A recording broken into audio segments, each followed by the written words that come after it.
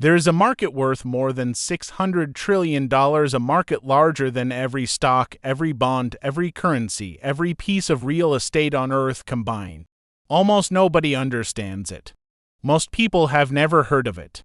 And yet, it quietly underpins the entire global financial system. This market nearly destroyed the world in 2008. It was about $60 trillion back then. Now it's 10 times bigger. Warren Buffett warned us as early as 2003. He called derivatives financial weapons of mass destruction. People laughed, then Lehman collapsed, egg imploded, global credit froze. And governments had to create $29 trillion out of thin air to stop complete economic extinction. And the lesson humanity took from that moment was not to dismantle the weapon, but to build a much bigger one. Today, the derivatives market is 6 times the size of the global economy. When it explodes, and it will, there will not be enough money in the world to bail it out. To understand the danger, you need to understand the device. A derivative is not an asset. It's a beta contract whose value comes from something else. A stock price, a bond yield, an interest rate, a currency, even the weather. You don't need to own the asset. You just bet on which way it moves. It's like buying fire insurance on a house you don't own and collecting if it burns. This market was supposed to reduce risk. It now multiplies it, layers it, weaponizes it.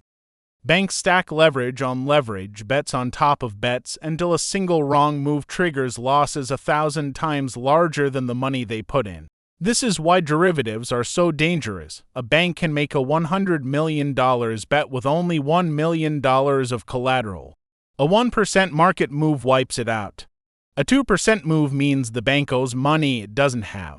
Multiply this by thousands of contracts across dozens of banks, and you have a system where a tiny shock becomes a global disaster.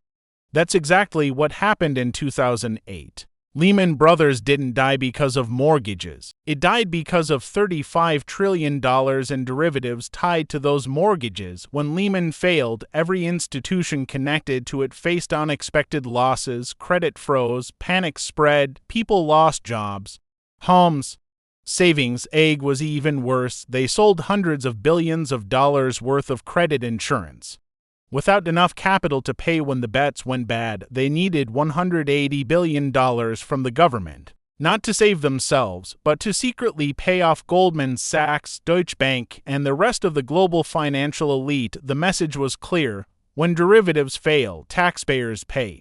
Not because politicians want to, but because the system is too fragile to survive otherwise. That was with $60 trillion in exposure. Today we have $600 trillion. The weapon is now 10 times larger, and government balance sheets are already stretched to the breaking point. There will be no $29 trillion rescue next time. There can't be. Central banks can't print that much without destroying their currencies. Governments can't borrow that much without their bond markets collapsing. And the public will not tolerate another bailout for institutions that privatize the gains and socialize the losses. Now look at who holds these weapons in the United States. For banks control 90% of all derivatives: J.P. Morgan, Citibank, Bank of America, and Goldman Sachs. J.P. Morgan alone holds $54 trillion in derivatives. Its capital, around $300 billion. That's 180 times leverage. Citibank, $48 trillion in derivatives. Bank of America, $37 trillion. Goldman Sachs, $47 trillion together. For institutions hold almost $200 trillion in exposure, twice the size of the global economy if even one bank fails to meet its derivative obligations. The losses will cascade endlessly because these banks hedge with each other. If one domino tips over, the others are instantly dragged with it. The regulators tried to fix this after 2008. They moved some products to clearing houses, they added reporting requirements, they added oversight. But they didn't do the one thing that mattered: reduce the size of the market. They didn't ban the weapons, they simply built bigger walls and pretended the blast radius wouldn't also grow. Today, the market's biggest pressure point is interest rates. Over $500 trillion in derivatives depend on rate stability. and the last 3 years have been the most volatile rate environment in 40 years. This alone is enough to blow up the system. But it's not the only trigger. Commercial real estate is collapsing. Europe's banking sector is cracking. Japan carries debt equal to 260% of its GDP. China's real estate market is imploding. Currencies around the world are losing stability. Any one of these shocks can ignite the fuse, but the truth is darker. The fuse is already lit. Counterparties are showing stress, collateral calls are rising, banks are hiding losses behind accounting tricks, risk models are breaking, and the political will for another rescue package is gone. In 2008, the world agreed to save the system. In 2025, the world cannot afford to save it, and even if it could, the public wouldn't allow it. This time, the weapon is too large. This time, the damage is too global. This time, there is no cavalry coming.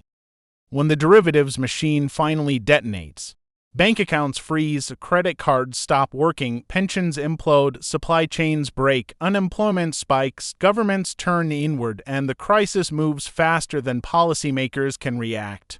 This is not speculation, this is arithmetic. A market worth 600 trillion cannot be bailed out. It can only be unwound violently. Every financial weapon ever built has eventually been used. Derivatives will be no exception. And when they go off, the modern economy goes with them. If you want to follow the signals, if you want to understand how this ends, subscribe. Because the next episode in this series reveals what replaces the old system when the machine finally collapses. If you liked this video, please comment below what you would like to see next. Like and subscribe to support the channel, and see you in the next video.